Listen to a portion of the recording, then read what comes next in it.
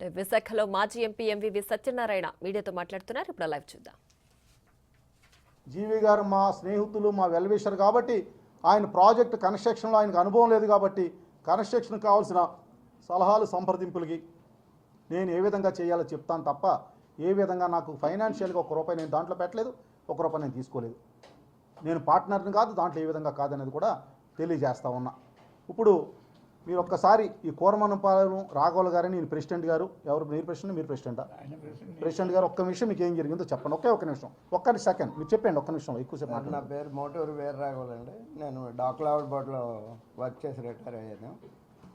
మేము దీన్ని 1981లో అందరూ లోన్ పెట్టి కొనుక్కున్నాం డాక్లావుడ్ బోర్డు నుంచి.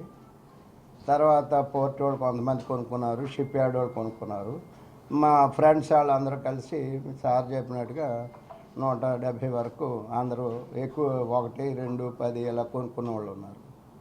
దాన్ని బట్టి చేస్తే డిస్ప్యూట్ అన్నది జేఈ శారదా వాళ్ళు అన్నదమ్ములు డిస్ప్యూట్ వచ్చింది. మాకు జేఏ ఫాల్ అని అతను ఆయన ఇంకొకరికి పవర్ ఆఫ్ పట్టణ ఇచ్చి ప్రసాద్ అని, జేడి ప్రసాద్ అని, టిఎస్ ప్రసాద్ అని ఆయనకి ఇచ్చి అమ్మించాడు లేఅవుట్. అందరూ కొనుక్కున్నారు కదా, లోన్ వస్తుందని మేము అందరం కొనుక్కున్నాం. ఇది టూర్కి కొనుక్కున్నారు కదా. వాళ్ళ ఫ్యామిలీ డిస్ప్యూట్ వచ్చినందువల్ల వాళ్ళు మా మీద 84లో కోర్టు వేశారు.